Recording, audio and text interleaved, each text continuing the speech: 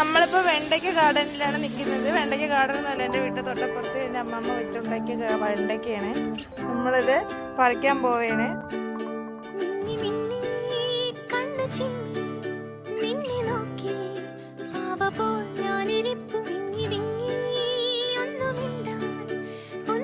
ഇവിടെ കൂണ് നിൽക്കുന്നുണ്ട് ഗൈസ്.